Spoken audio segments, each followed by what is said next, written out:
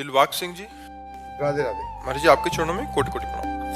महाराज जी मैं एक सिंगर हूँ। महाराज जी मेरा प्रश्न है कि आजकल के इस तेज जीवन में जहाँ बहुत कंपटीशन है, एक दूसरे से आगे बढ़ने की चाहत है, अगर कोई दूसरा आगे बढ़े तो उससे जलन होनी भी स्वाभाविक है, जबकि हमें पता है कि समय से पहले और भाग्य से ज्यादा किसी को ये जलन क्यों होनी चाहिए? हमें खुशी होनी चाहिए। अगर आपका भाई आगे बढ़ रहा है वो तो आपको खुशी होगी ना। उसे दूसरा क्यों मानते हो? उसे दूसरा नहीं मानना है। भगवान ने उसको योग्यता दी, वो आगे बढ़ रहा है, कभी हमको भी योग्यता देंगे भगवान तो हम भी आगे बढ़ेंगे। जलन होना ठीक नहीं। जलन से द्वेष होगा और द्वेष से पाप बन जाएगा। पाप की प्रवृत्ति द्वेष से बढ़ जाती है और द्वेष का नाम इसी का है कि हम मत सरता, मेरे साथ चलने वाला मेरे से आगे निकल रहा है, बस इसी का नाम ईर्ष्या, इसी का नाम द्वेष है। इसको मिटा देना चाहिए। अगर हमारा पुत्र हमसे आगे निकल जाए तो हमें खुशी होगी ना कि चलो अच्छा हुआ। तो हम ऐसे भाव करते हैं, उदार चरिता नाम वसुधैव कुटुंबकम, पूरा विश्व मेरा भाई है। अगर एक भाई मेरा आगे निकला जा रहा है तो हम आशीर्वाद देते हैं, आगे बढ़ो, सुख प्राप्त करो। कभी भगवान हमको भी अवसर देंगे तो हम भी आगे बढ़ जाएंगे। ईर्ष्या करना उचित नहीं, जलन करना उचित नहीं। इससे तो फिर अपना पतन हो जाएगा, अपना उत्साह क्षीण हो जाएगा, अपने हृदय की जलन अपने को डाउन कर देगी। ऐसा नहीं करना। अपने को उत्साह बढ़ाना है, अपने को अभ्यास बढ़ाना है, अपने को गायन शैली ऐसी बनानी है जो उससे भी उच्च कोटि की हो जाए। तो इसके लिए मैं उसका भी आशीर्वाद चाहिए।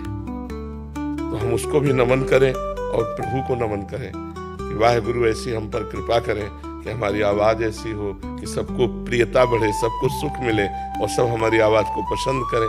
ये तो उसकी देन होगी। दूसरों को जलन हो हमसे तो अपने को क्या लेना देना? हमको किसी के प्रति जलन नहीं होनी चाहिए। और अगर हमसे कोई जलन करता है तो वाहेगुरु हमारे साथ, एक बाल भी नहीं उखाड़ सकता कोई। अगर हमारी मृत्यु जिस क्षण है उस क्षण होनी ही है, और जिस क्षण नहीं होनी तो पूरा विश्व लग जाए तो नहीं मार सकता। दोनों किडनी 20 साल से फेल है, क्या मार सकी क्या? और जिस दिन मरना होगा तो हर व्यवस्था में चट मर जाएंगे। हमारी चेष्टा नहीं होगी कि आप दुखी हो। आप अपनी सोच से दुखी हो तो उससे हम क्या कर सकते हैं? आप अपनी सोच नहीं सुधार पा रहे हैं, उससे जल रहे हैं, तो आपको दंड मिल रहा है, आप भोगो उस बात को।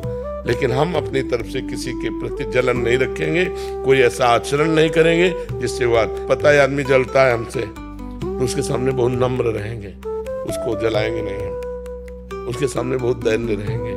इससे परमात्मा की कृपा होगी। संसार में कोई ऐसा नहीं है जिससे जलन न होती हो। तो हमको चाहिए कि हमारी चेष्टा किसी को दुख देने वाली न हो।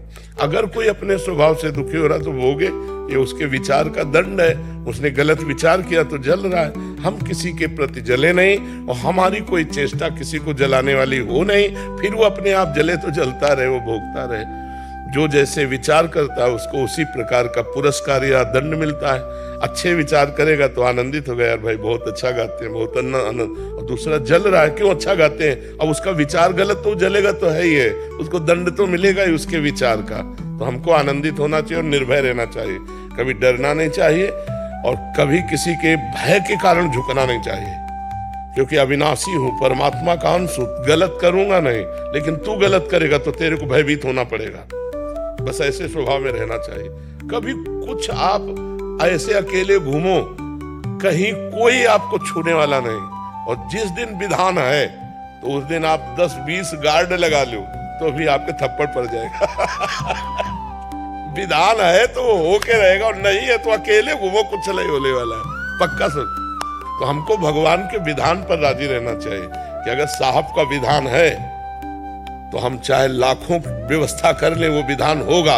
अगर साहब का विधान नहीं है तो चाहे लाखों विरोधियों कुछ नहीं कर सकते। एकदम मस्त रहना चाहिए। किसी के गिराने से तुम गिर नहीं सकते और किसी के मिटाने से तुम मिट नहीं सकते।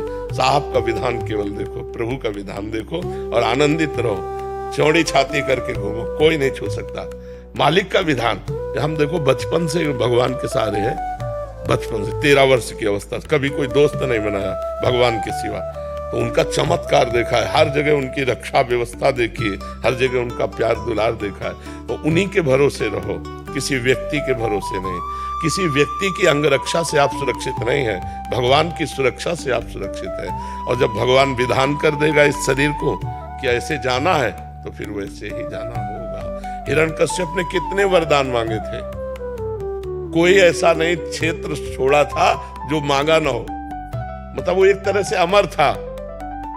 दिन में न मरूं, रात में न मरूं तो भगवान संध्या के समय, बाहर न मरूं, भीतर न मरूं तो भगवान डेली में, मनुष्य से न मरूं, ब्रह्मा के रचे हुए से भगवान ऐसा अवतार लिया कि जो ब्रह्मा का रचा हुआ नहीं था।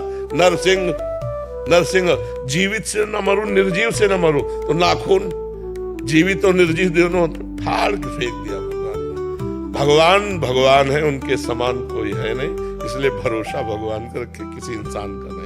और इंसान के राग द्वेष से अपने में कोई फर्क पड़ना नहीं चाहिए।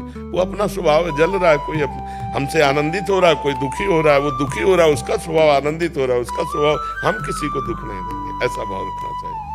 महाराज जी यही आजकल महाराज जी बहुत सारे जने आपको सुनते हैं जो ऑफिस आदि में जाते हैं, तो कोई अभी कल आया वो प्रमोशन लेके आगे निकल गया, उस परिस्थिति में कैसे समझ? हाँ, तो आपके पुण्य और उसके पुण्य में अंतर है ना। हम बहुत उसने, मेहनत कर रहे हैं। हाँ, उसने पूर्व में इतना पुण्य किया है कि फटाफट क्रॉस करता चला जा रहा है, उन्नति को जा रहा है, तो हमें उसे प्रणाम करना चाहिए। भाई तेरा तपस्या ज्यादा है, तेरा पुण्य ज्यादा है, मैं प्रयास ज्यादा कर रहा हूँ इस जन्म, लेकिन तेरा पूर्व जन्म का पुण्य अधिक है, तू आकर के ग्रेजुएट बनता चला जा रहा है, कभी मेरे ऊपर भी कृपा होगी। ऐसा सोचकर ईर्ष्या नहीं करनी चाहिए। कोई बहुत ज्यादा महाराज जी दूसरों को रिझा के आगे निकल गया? नहीं, रिझाने से नहीं निकलता। रिझाने से हम किसी को पैर छू लें, अगर हमें आप कोई आगे बढ़ावे, पूर्व का पुण्य है तो संयोग बन जाता है, वैसे संयोग बन जाता है। पूर्व का विधान है तो वैसे संयोग बन जाता है। उसे आप रिझाना को क्यों? जो मान लो जलते हैं वो क्या रिझा नहीं सकते क्या? जब वो जान रहे कि ये रिझा कर आगे बढ़ गया तो आप भी रिझा लो, तो तुम्हारी रीझन से वो रिझेगा ही नहीं, क्योंकि तुम्हारा भाग्य नहीं है और उसका भाग्य है, तो फौरन रिझ गया और आगे निकल गया। वो पूर्व का होता है पुण्य, पूर्व का पुण्य होता है जी।